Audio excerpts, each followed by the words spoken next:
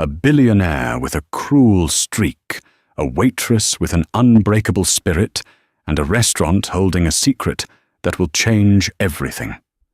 In the world of the super-rich, some believe their money gives them the right to treat others as less than human. They're about to find out how wrong they are. When a powerful tech mogul decides to make a young waitress her personal verbal punching bag for the evening, she has no idea that her target is not who she seems, and that the quiet woman watching from the corner booth holds the power to shatter her entire world with a single sentence. This isn't just a story about service. It's a story about survival, hidden strength, and the moment justice is finally served. The starched white apron felt heavier than usual on Maya's shoulders.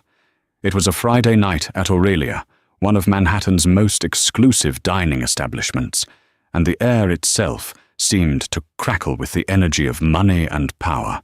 The low ambient lighting glinted off diamond bracelets and $1,000 watches. The gentle hum was a symphony of hushed, important conversations, the clinking of delicate Riedel crystal, and the distant, controlled chaos of the kitchen. For Maya, this was both the stage for her survival and the cage that held her dreams captive. Every shift was a performance. She wasn't just Maya Collins, a 24-year-old, juggling 2 jobs and night classes for a business degree. Here she was, an extension of Aurelia's brand, poised, knowledgeable, and gracefully invisible until needed. Her smile was part of the uniform, a carefully constructed shield that betrayed none of the exhaustion seeping into her bones.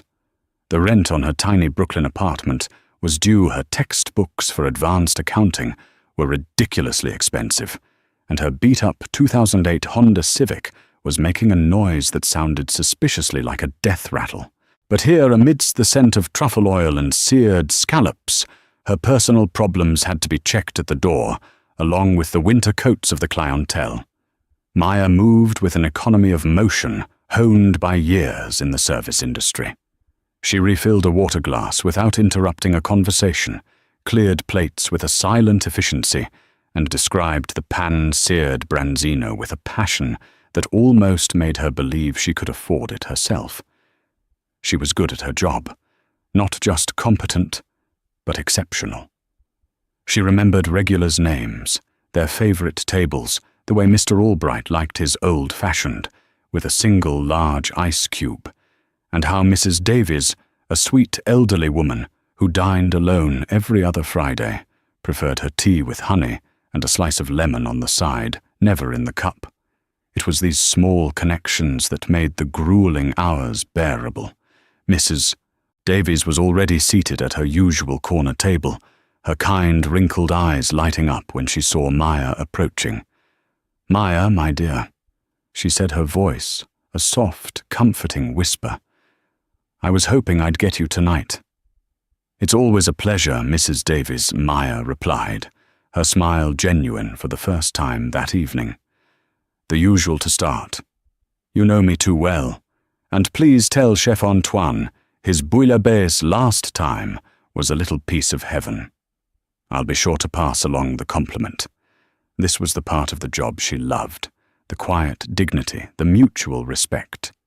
It was a fleeting reminder that her service was an act of care, not subservience. She treated her section like a small temporary community she was tasked with nurturing for a few hours.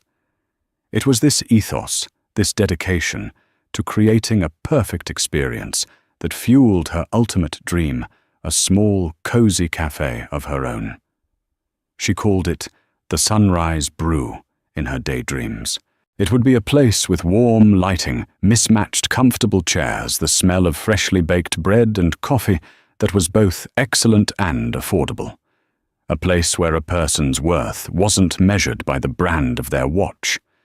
She had a detailed business plan saved on her laptop, a document she poured her heart and soul into during the precious few hours between her shift at Aurelia and her early morning opening shift at a downtown coffee bar. Her manager, Mr. Harrison, A man whose spine seemed to be made of jelly scurried past his face, tight with anxiety. "Table 7 is arriving, Maya. The Croft party. Be on your toes. I want flawless service." Flawless. Maya's stomach tightened. The Croft party. That meant Isabella Croft. The name alone was enough to make the most seasoned staff members nervous. Croft was new money tech money, a wunderkind CEO who had launched a social media app that had gone supernova. She was barely 30, relentlessly profiled in business magazines, and had earned a reputation in the service industry as a nightmare. She was known for her impossibly high standards, her hair-trigger temper, and a cruel, condescending attitude that seemed to be her favorite pastime.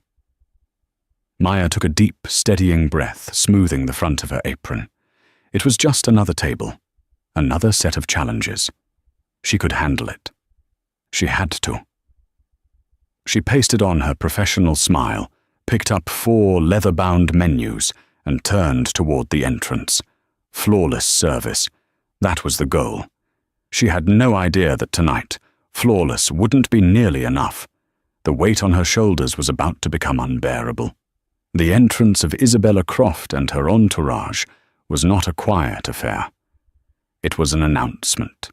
They didn't walk into Aurelia. They descended upon it. The ambient hum of the dining room faltered for a beat as heads turned. Isabella stood framed in the doorway, a vision of sharp, expensive angles.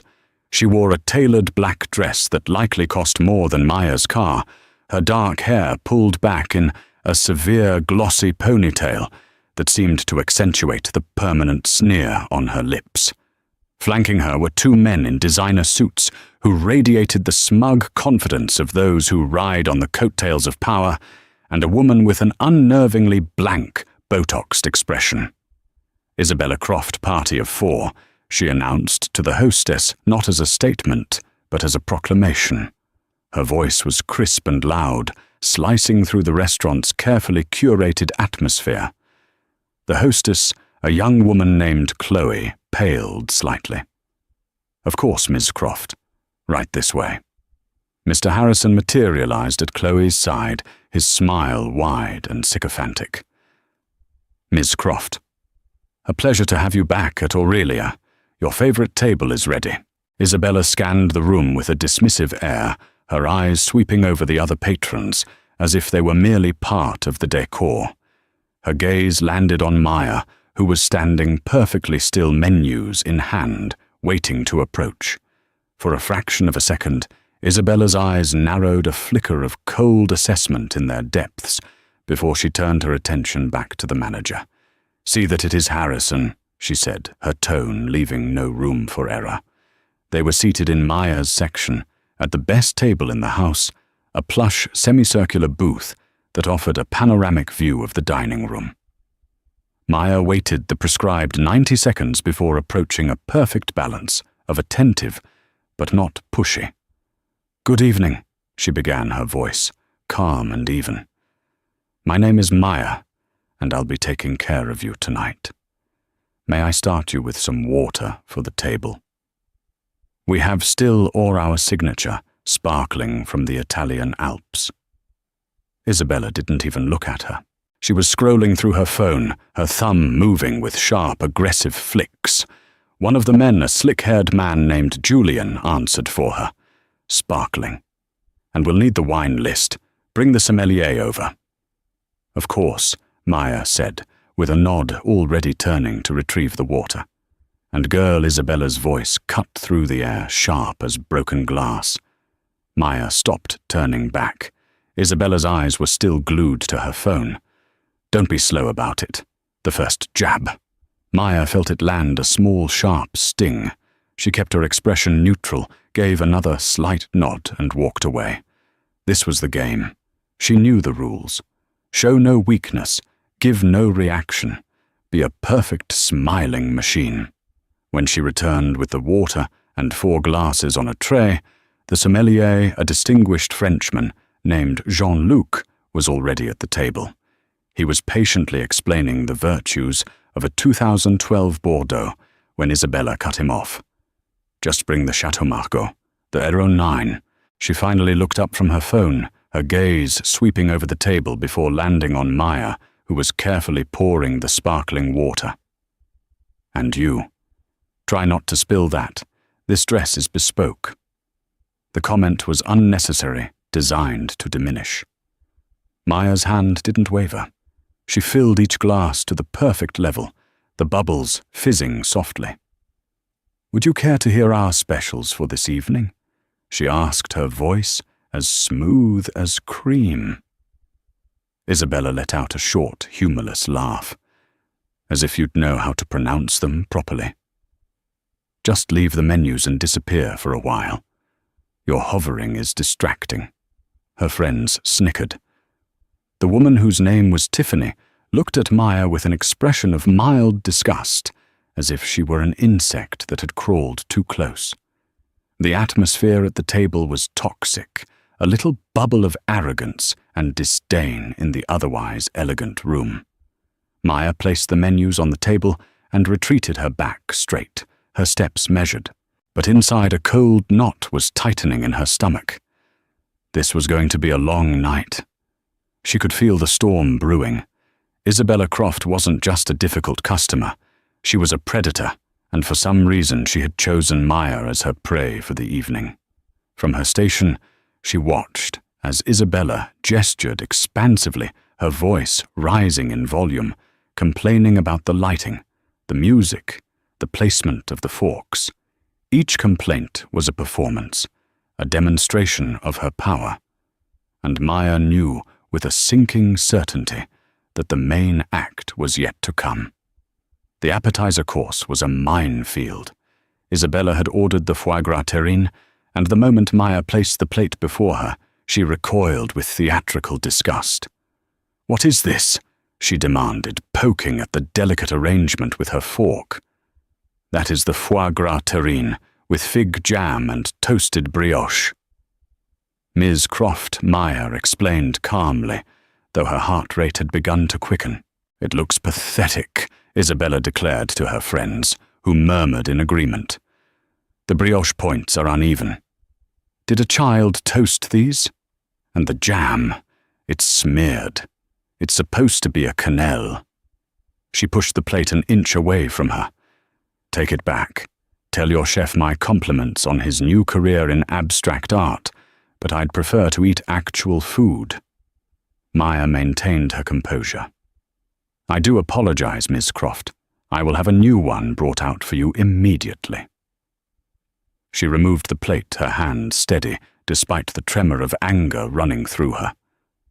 In the kitchen, Chef Antoine, a burly man with a fiery temper and a heart of gold, looked at the returned plate with fury. "Uneven brioche quenelle," he roared, his French accent thickening. "She knows nothing. This is textbook perfect." He grabbed a new plate and began to replate the dish with furious precision, muttering curses under his breath. This woman, she thinks because she has money, she has taste. She has nothing. Maya weighted her back to the kitchen's fury, taking a moment to recenter herself. She had dealt with picky customers before, but this was different. This wasn't about the food. It was a power play. It was about humiliation. The second attempt was met with a sigh of exaggerated boredom from Isabella. "Fine. This will have to do, I suppose. It's amazing what one has to put up with." The main course was even worse. Julian had ordered the Wagyu steak medium rare. Maya delivered it, and he sliced into the center, nodding in approval. But Isabella wasn't finished. Let me see that she commanded, leaning over. She stared at the pink center of the steak. "That's not medium rare. It's medium. There's no warmth in that red." "Are your chefs colorblind?" "Sir, is the steak to your liking?" Maya asked Julian, directly trying to circumvent Isabella. Before he could answer, Isabella scoffed. "It doesn't matter if he likes it. I'm paying the bill and I say it's wrong. Take it back." Maya stood her ground just for a second. "Sir," she repeated, looking at Julian. Julian, clearly uncomfortable but unwilling to cross his benefactor, just shrugged. Yeah, maybe just a little more rare. Defeated. Maya picked up the plate. As she turned, Isabella subtly shifted her leg, catching Maya's foot. It was a small, almost imperceptible movement, but it was enough. Maya stumbled, catching her balance just in time to prevent a fall, but the heavy ceramic plate tilted. A small amount of the red wine reduction sauce dripped from the edge of the plate landing, directly on the sleeve of Isabella's pristine white silk blouse. A collective gasp went through the table. "You clumsy idiot!" Isabella shrieked, jumping to her feet. The entire dining room went silent. Everyone turned to look. "Look what you've done. This is a $5,000 blouse. Are you completely incompetent?" Maya's face burned with humiliation. She knew it had been intentional. The subtle trip, the perfect positioning. It was a setup. "Ms. Croft, I am so terribly sorry," she stammered, grabbing a clean napkin from her apron. "Let me help you." "Don't you dare touch me." Isabella slapped her hand away. "Get your manager. Get him. Now. I want this clumsy little waitress fired." Mr. Harrison came running, his face a mask of panic. He saw the stain. He saw Isabella's furious face, and he immediately turned on Maya. "What happened?" He hissed, his voice trembling. "She tripped. Like a bumbling fool, she tripped and ruined my blouse," Isabella accused, pointing a perfectly manicured finger at Maya. "I am so sorry, Miss Croft, so deeply sorry, Mr. Harrison," babbled, bowing and scraping. "This is inexcusable. We will of course cover the full dry cleaning costs. Your entire meal will be complimentary. Everything." He turned to Maya, his eyes cold and unforgiving. "Apologize to Miss Croft immediately." Every fibre of Maya's being screamed in protest. Apologize for being tripped, for being the target of a cruel game. But she saw the desperation in her manager's eyes and the sea of watching faces. Her job, her rent, her future, it all hung in the balance. Swallowing her pride, which felt like swallowing shards of glass, she faced Isabella. "Miss Croft, I apologize. It was a terrible accident, and I am truly sorry for my clumsiness." Isabella smirked, a cruel, triumphant gleam in her eyes. She had won. She had successfully manufactured a scene, established her dominance, and forced Maya to kneel, figuratively speaking. "Sorry doesn't fix a ruined blouse from the new Chanel collection," she said, dabbing at the stain with a napkin. "But since your manager is comping the meal, I'll be generous. You can keep your miserable job. For now." She sat back down, basking in the attention. "Now get that steak remade, and bring us another bottle of the Margot." My nerves are shot. As Maya walked back to the kitchen, her body shaking, she felt the weight of hundreds of eyes on her. Some held pity, others contempt. She felt small, powerless, and utterly alone. In the corner of the room, she noticed Mrs. Davies looking at her with deep concern. And at another table, a woman she hadn't paid much attention to before, a distinguished woman with silver-streaked dark hair and an air of quiet authority, was watching the entire scene with an unreadable, intense expression. But Maya was too consumed by her own humiliation to give it a second thought. The rest of the meal was a slow, agonizing torture. Isabella dissected every dish, every action with surgical cruelty. She complained that the new steak was now too rare. She sent back her dessert, a delicate chocolate lava cake, claiming it was undercooked, then complained the replacement was overcooked. Each complaint was delivered with a fresh insult aimed at Maya. You'd think for the prices here they could afford to hire competent staff. Do you have any ambition at all, or is this it for you? I have shoes that are older and smarter than you. Her friends laughed along their sycophantic chorus, amplifying every blow. Maya moved like an automaton, her face a blank mask, her emotions locked down tight. She focused on the mechanics of her job, clearing plates, refilling glasses, folding napkins. She was a ghost at the table, a function, not a person. Inside, however, a storm of fury and despair was raging. Each word was a tiny cut, and she was bleeding pride. Finally, the ordeal was almost over. They had finished their coffee and were preparing to leave. Mr. Harrison had already informed them multiple times that the entire check, which would have been well over $2,000, had been taken care of. Maya approached the table one last time. "Will there be anything else for you this evening?" she asked, her voice a strained whisper. Isabella looked up, a final venomous glint in her eyes. She wanted one last shot, one final crushing blow to complete her victory.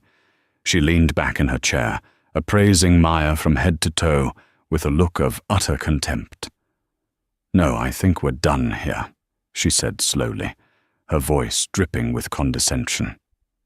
She looked around at her friends, then back at Maya, ensuring she had everyone's full attention for her grand finale. You know, she began a faux philosophical tone to her voice. "I was just thinking about the natural order of things. There are people in this world who create, who build, who innovate. People like me." She gestured to herself. "And then there are people like you." Maya stood frozen, her blood turning to ice. "You exist to serve us." Isabella continued, her voice growing colder. "You wake up, put on that sad little uniform with its pathetic little stains, and you spend your life fetching things for your betters. It's a necessary function, I suppose. A reminder that for every winner, there has to be a loser.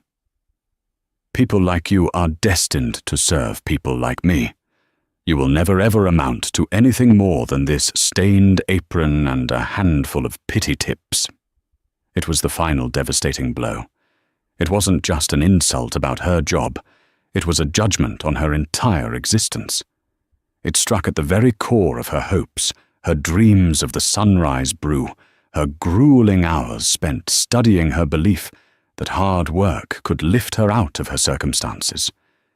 Isabella wasn't just being cruel. She was trying to extinguish the tiny flame of hope that kept Maya going. Something inside Maya snapped. The carefully constructed dam of professionalism she had built all night crumbled. Tears, hot and shameful, welled in her eyes, blurring the smug face in front of her. Her hands, hidden in the pockets of her apron, trembled uncontrollably. She opened her mouth to say something, anything to defend herself, to scream, to quit, but only a choked sob escaped. The entire dining room, which had been trying to ignore the drama, was now staring openly. The silence was thick and heavy with judgment and discomfort. Isabella smiled, a thin, cruel slash of a smile. This was the reaction she had wanted, the complete and utter breakdown of her victim. "Oh, look," she said to her friends. "It's crying. How pathetic." She reached for her purse. "Harrison," she called out, "I've changed my mind. I don't want her working here anymore. Fire her. I want to see you fire her right now." Mr. Harrison, who had been hovering nearby, started to scurry over his face, ashen. Maya's world was collapsing. This was it. Fired, humiliated, broken. But just as Mr. Harrison reached the table, a calm, clear voice cut through the tense silence. "That will not be necessary." The voice was not loud, but it carried an undeniable weight of authority that made everyone, including Isabella Croft, turn to its source. A woman was rising from a discreet table in the back corner. It was the woman with the silver-streaked hair Maya had noticed earlier. She was impeccably dressed in a simple but elegant grey pantsuit, and she moved with a grace and confidence that instantly commanded the room. She walked slowly, deliberately toward table 7. Her eyes, a piercing shade of blue, were fixed not on Maya, but directly on Isabella Croft. The triumphant smirk on Isabella's face began to falter, replaced by a flicker of confusion and annoyance. "And who are you?" Isabella demanded, irritated by the interruption. The manager's boss. Don't worry, he's about to be on my good side. The woman stopped beside Maya, placing a gentle, reassuring hand on her shoulder. The simple gesture was a lifeline, and Maya gripped onto it, trying to stifle her sobs.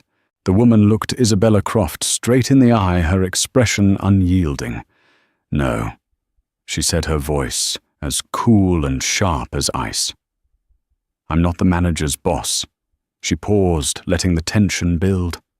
I'm the woman who owns this restaurant, and you, Miss Croft, have just made a very, very big mistake. The silence in Aurelia was now absolute, a thick, breathless vacuum. Every diner, every staff member was frozen, their attention riveted on the confrontation unfolding at table 7.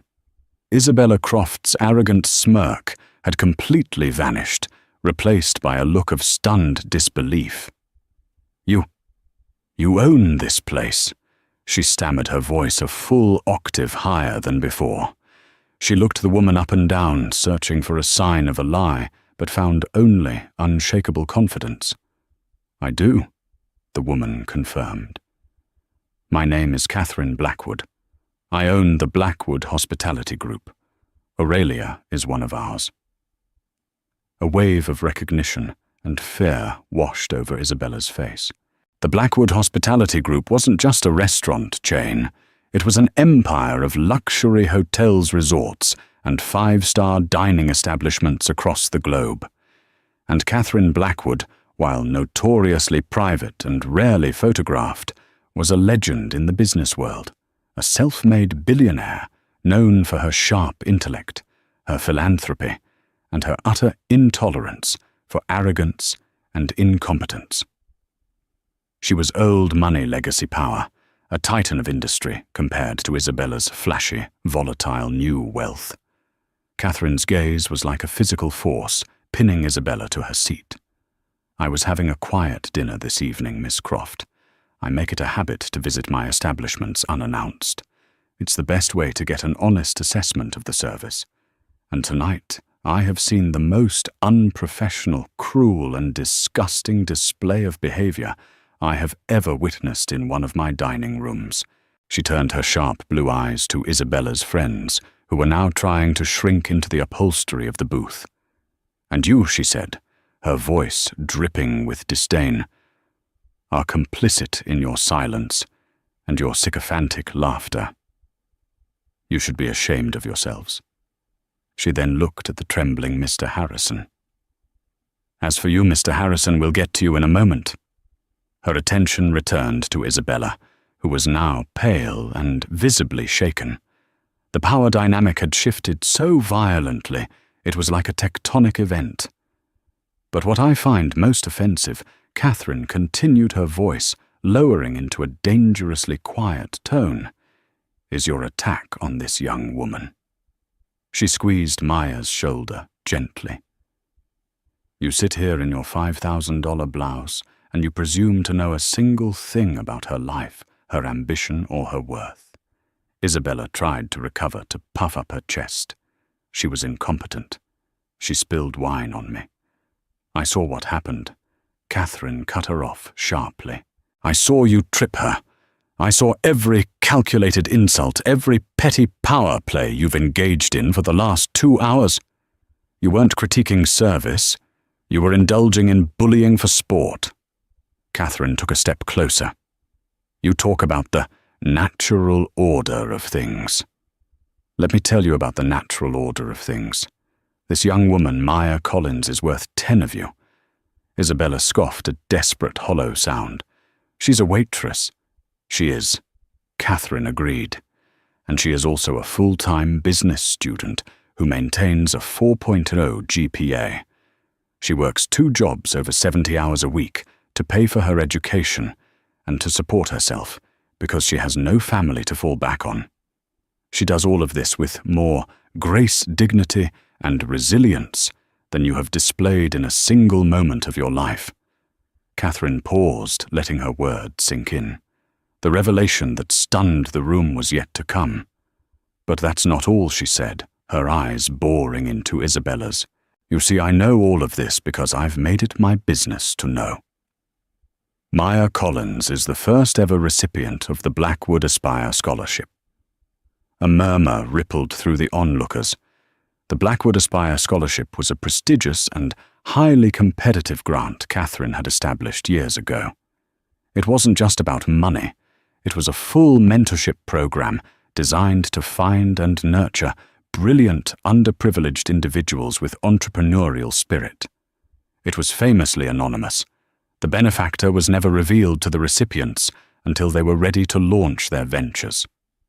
"I founded that scholarship to find people with true grit," Catherine explained, her voice ringing with passion. "Not people who get lucky with a silly phone app, but people who have stared into the abyss of failure and hardship and refused to back down. I have been reading Maya's monthly progress reports for 2 years. I have read her business plan, a plan for a community-focused cafe that is one of the most well-researched and compassionate proposals I have ever seen.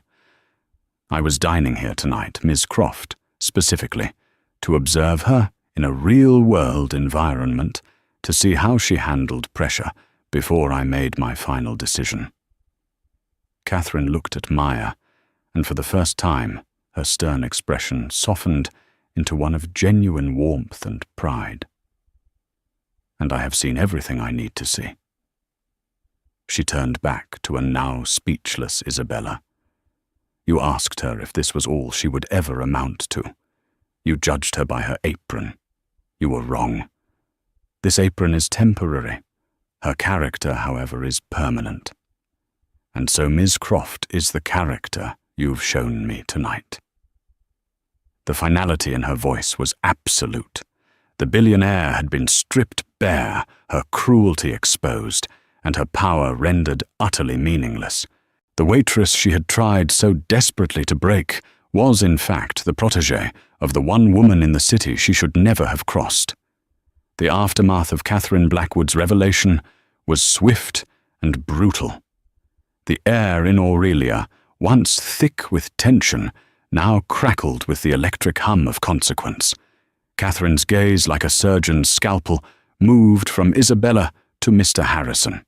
The manager was sweating profusely, his face a ghastly shade of pale. He looked as if he was about to faint. "Mr. Harrison," Catherine said, her voice devoid of any warmth. "An owner puts their trust in a manager to be their eyes and ears, to uphold the standards of the establishment, and most importantly, to protect the staff, who are the very backbone of that establishment. Tonight, you saw a member of your team being systematically abused and harassed by a patron. And what did you do?" Harrison opened his mouth, but no sound came out. "You did nothing," Catherine answered for him. "Worse than nothing. You sided with the abuser. You offered them rewards for their despicable behavior. You pressured your employee to apologize for being assaulted.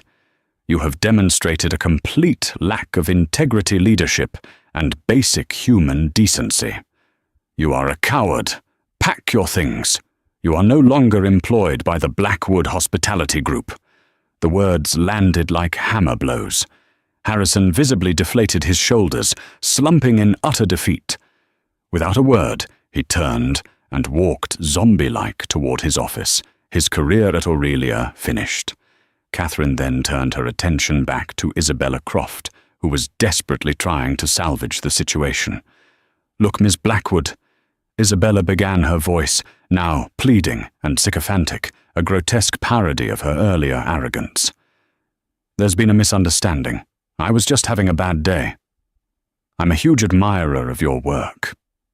Catherine held up a hand, silencing her instantly. "Save it, Miss Croft. I am not interested in your excuses. I am, however, interested in consequences. The tech world is smaller than you think. I happen to sit on the advisory board of 2 of the largest venture capital firms that have a significant stake in your company. I assure you they will be very interested to hear about how their star CEO conducts herself in public." Brand image is a fragile thing. An image of a cruel, unstable bully isn't exactly good for shareholder confidence. The threat was clear, precise, and devastating. Isabella's company, her wealth, her entire public persona, it was all built on perception. Catherine Blackwood had the power to shatter that perception with a few phone calls. The blood drained from Isabella's face as the reality of her situation sank in. She had picked a fight with a waitress and ended up in a war with an empress. Now Catherine said, her voice dropping to a near whisper that was more menacing than any shout. "I believe your complimentary meal is over. I suggest you and your silent, spineless friends leave my restaurant. Now." Scrambling, fumbling with their purses and jackets, Isabella and her entourage practically fell over each other in their haste to escape. They didn't dare make eye contact with anyone as they fled the dining room, a trail of humiliation following them out the door. The moment the door swung shut behind them, a spontaneous wave of applause broke out in the dining room. Diners who had watched the entire ordeal clapped not loudly, but with a palpable sense of relief and justice. Mrs. Davies was beaming, dabbing at her eyes with a napkin. The room slowly returned to its normal hum, but the atmosphere had changed. It was lighter, warmer. Catherine turned to the remaining staff who were watching in awe. To the entire staff she announced, her voice clear and strong. "Let this be a lesson. Your dignity is not part of the price of a meal. You will always have my full support when you are treated with disrespect. This will not happen again." Finally she turned to Maya, whose tears had subsided, replaced by a look of profound, overwhelming shock and gratitude. She was still trembling, but for an entirely different reason. Catherine's stern facade melted away, completely replaced by a kind, almost maternal smile. "Maya," she said softly, "you endured that with a strength I could not have imagined. You passed a test tonight, but not the one Ms. Croft was giving you. You passed mine. You've proven you have the fortitude and grace to handle the pressures of running a business." She reached into her purse and pulled out a simple business card. "Take the weekend off. You've earned it. Then on Monday morning, I want you to call the number on this card. It's my direct line. We're not going to talk about your business plan anymore. We're going to start executing it." She paused, her blue eyes twinkling. "How does the Sunrise Brew, a Blackwood hospitality partnership, sound to you?" For the first time all night, Maya's tears were tears of pure, unadulterated joy. Through the blur, she saw not just the owner of a restaurant, but the architect of her future. Her dream, the one she thought was a lifetime away, was suddenly miraculously within her grasp. 6 months later, the bitter memory of that night at Aurelia felt like a scene from someone else's life. The scent of roasted coffee beans and fresh-baked cinnamon rolls had replaced the aroma of truffle oil. The warm, cheerful chatter of students, artists, and neighborhood locals had replaced the hushed, self-important whispers of Manhattan's elite. Maya stood behind the counter of the Sunrise Brew, a contented smile on her face as she frothed milk for a latte. The cafe was everything she had ever dreamed of, and more. Sunlight streamed through the large front windows, illuminating the reclaimed wood tables and mismatched, comfortable armchairs she had sourced from local antique shops. The walls were lined with bookshelves, encouraging patrons to linger. A local artist's vibrant paintings were on display, the exhibit changing every month. It wasn't just a business, it was a community hub, a place of warmth and welcome. The partnership with Catherine Blackwood had been a whirlwind of activity. Catherine was true to her word, providing not just the seed money, but also her invaluable expertise. She guided Maya through lease negotiations, connected her with the best suppliers, and taught her the intricate dance of payroll and inventory management. But she never overstepped. She insisted Maya's vision remain pure. "This is your cafe, Maya," she had said on their first meeting. "My role is to give you the tools, not to tell you how to build the house." Maya had blossomed as an entrepreneur. The same attention to detail and empathy she had shown at Aurelia now defined her leadership. She knew her regulars by name, remembered their orders, and treated her small team of employees with the respect and protection she had so rarely received herself. She paid them well above minimum wage and fostered an environment of collaborative support. The story of what happened at Aurelia had become something of a quiet legend in the New York service industry. It had spread through whispers from the diners and staff who were there that night. Isabella Croft had indeed faced repercussions. A week after the incident, a small damaging article appeared in a prominent business journal citing anonymous sources who described her erratic and abusive public behavior. It didn't mention the specifics, but it didn't have to. Her company's stock took a noticeable dip, and rumors swirled that her board had put her on a very short leash, insisting she attend anger management therapy. She issued a vague public apology for a moment of regrettable stress and faded from the society pages. Justice had been served not with a bang, but with the quiet, inexorable turning of the wheels of consequence. A bell above the door chimed, and Maya looked up, her smile widening. Catherine Blackwood walked in, dressed not in a power suit, but in a comfortable sweater and jeans. She had become a regular stopping by at least twice a week. She never asked for special treatment, always waiting in line with the other customers and finding a quiet corner to read her tablet. Catherine Maya greeted her warmly. "The usual you know it, Maya," Catherine said, her eyes crinkling at the corners. She looked around the bustling cafe with a deep sense of pride. "You've built something truly special here. I had a great mentor." Maya replied, her voice thick with gratitude. She handed Catherine her black Americano. "It's on the house, as always." Catherine dropped a $10 bill into the tip jar. "Nonsense. I'm a paying customer." She took a sip of her coffee. "Perfect. Every time." She settled into her favorite armchair by the window, and Maya watched her for a moment. She thought back to the woman she had been 6 months ago, tired, stressed, and on the verge of giving up. The starched white apron she had worn at Aurelia felt like a costume from a past life. Here in her own cafe, wearing a simple black t-shirt with the logo of the Sunrise Brew, she felt more herself than she ever had. The weight was finally gone from her shoulders. It had been replaced not by the burden of ownership, but by the lightness of a dream fulfilled. She had learned that a person's worth is not defined by the uniform they wear or the station they hold, but by the integrity they carry within. And sometimes, in the most unexpected of moments, in the face of the cruelest injustice, help arrives from the one person you'd least expect, proving that kindness and character are the true currencies of power.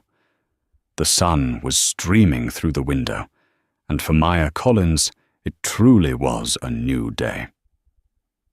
2 years had passed, and the Sunrise Brew was no longer just a cafe. It was the heartbeat of its Brooklyn neighborhood. The initial glow of a dream fulfilled had settled into the steady, warm thrum of a beloved institution. Maya Collins moved with a newfound confidence that had been forged in the fires of entrepreneurship. The tentative young woman who once navigated the treacherous floors of Aurelia was gone, replaced by a savvy, respected business owner who greeted the local city council member and the struggling art student with the same genuine warmth. She had expanded, taking over the lease of the small shop next door to create a quiet reading nook, and had started a small mentorship program of her own, offering guidance to other young women hoping to start their own businesses. Her partnership with Catherine Blackwood had evolved from mentorship into a deep, abiding friendship.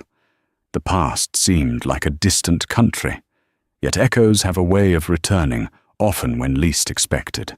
The first sign of a new storm appeared not with a bang, but with the groan of construction equipment. Directly across the street, the old family-owned hardware store that had been a neighborhood fixture for 50 years was unceremoniously gutted. A sleek corporate banner soon went up, emblazoned with a logo that made Maya's stomach clench. Apex Coffee. Peak perfection in every cup. Apex was a soulless corporate behemoth, known for its aggressive expansion tactics, mediocre coffee, and a strategy of undercutting local shops until they bled out, then raising their prices once the competition was gone. Their arrival was a declaration of war. Her staff saw the worry etched on her face. "We'll be okay." Maya said Ben, her first hire, now her trusted manager. "They sell coffee. We sell a community." Maya appreciated the sentiment, but she knew it wasn't that simple. Apex had a multi-million-dollar marketing budget and the ability to operate at a loss for years if necessary. She felt a familiar chill, the old fear of losing everything she had worked so tirelessly to build. That evening, she sat with Catherine in the empty cafe, the garish lights of the Apex construction site casting long shadows across their table. "This is the next test, Maya Catherine," said her voice calm as she swirled the last of her herbal tea in its cup. "Every successful business faces an existential threat. It's what forces you to innovate, to remember precisely who you are and why you matter." "I'm scared," Catherine Maya admitted the words feeling foreign after 2 years of self-reliance. "They can sell a latte for $1 less than it costs me to make one. How do I fight that?" Catherine leaned forward, her gaze intense. "When I was starting my first hotel, a massive international chain began construction on a mega resort right next door. They promised bigger rooms, more pools, everything was more. My investors panicked. They told me to sell." "What did you do?" Maya asked, captivated. "I stopped trying to be bigger. I focused on being better. They offered 1,000 generic rooms. I offered 100 unique experiences. They had 12 restaurants. I had one chef who knew every returning guest's favorite dish. They sold luxury. I sold a home. They went bankrupt in 5 years. You don't fight a giant on his terms, Maya. You create a battlefield he doesn't understand." Inspired, Maya began to fight back, but she needed to understand her enemy. She called a contact she'd made, a freelance journalist named David Chen, who frequented the cafe. She asked him if he could do some digging into the franchise ownership of this specific Apex location. It felt personal, too targeted. David, who loved a good David and Goliath story, eagerly agreed. A week later, he sat across from Maya, a grim look on his face. He pushed a tablet across the table. On the screen was a complex flowchart of shell corporations and holding companies. "It's buried deep," David said, pointing to a name at the top of the chain, a parent investment group called Nemesis Capital. It took some serious digging to find the primary stakeholder. The records are mostly sealed. He tapped the final box on the chart. "But I found a name in a public filing from 6 months ago." Maya leaned in to read the name. Isabella Croft. The air left her lungs. It was a punch to the gut, a ghost from the past rising with a vengeance. This wasn't just business. This was a calculated, vindictive attack. Isabella hadn't just moved on. She had festered. Unable to crush Maya's spirit, she had returned to try and crush her dream with the only tool she had: money. The knowledge was terrifying, but it was also clarifying. The fear vanished, replaced by a cold, hard resolve. She showed the findings to Catherine, whose face hardened into a mask of cold fury. "I should have known her brand of poison was the kind that lingers. Catherine said, her voice low. "The woman is a walking testament to the fact that you can't buy class or a soul." She looked at Maya. "My offer to make a few calls still stands. I can end this for you." Maya looked out the window at her cafe, at the people laughing and talking at the life she had built. She shook her head. "No. You taught me how to build a house, Catherine. Now I need to learn how to defend it myself. I can't let her have the satisfaction of knowing she scared me into hiding behind you." A slow, proud smile spread across Catherine's face. "That's my girl. So what's the plan?" Maya's plan was simple. She would not fight a war of attrition. She would start a revolution of connection. She launched a campaign called Our Brew, Our Block. She partnered with every small business on the street. The bookstore offered a 10% discount. With a sunrise brew receipt, the bakery created a special sunrise muffin, and the local theatre promoted her cafe on their playbills. She started a pay-it-forward board where customers could buy a coffee for a neighbour in need. She hosted free workshops, open mic nights, and a weekly story time for kids that drew families from all over the borough. She didn't just sell coffee. She wove the fabric of her community tighter. The grand opening of Apex Coffee was an exercise in corporate sterility. They had sleek chrome counters, bored-looking employees in branded visors and loud pop music. They offered free coffee all day. Yet a line snaked out the door of the Sunrise Brew. Locals made a point of walking past the shiny new chain to buy their coffee from Maya, holding their cups up like small flags of defiance. The battle lasted for a month. Apex was a ghost town, while the Sunrise Brew was more vibrant than ever. The financial strain on Maya was immense, but her community's support was unwavering. One crisp autumn morning, Isabella Croft herself appeared. She didn't come to the cafe, but stood across the street, a dark, solitary figure in a severe trench coat, watching the joyful chaos of Maya's business. She watched as Maya hugged an elderly regular, as a group of students laughed on the patio, as Ben handed a free coffee from the pay-it-forward board to a homeless man. Isabella's face was unreadable, but for a moment Maya thought she saw not just anger, but a profound and desolate emptiness. Isabella had all the money in the world, but she couldn't buy a single ounce of the genuine connection she was witnessing. After 10 minutes, she turned and walked away, disappearing into the back of a waiting black car. 2 days later, Catherine sat with Maya holding a copy of the Wall Street Journal. On the front of the business section was an article by David Chen. The headline read, "Sour Brew, How Vindictive Investing," by tech CEO Isabella Croft, led to a PR nightmare for the Apex coffee conglomerate.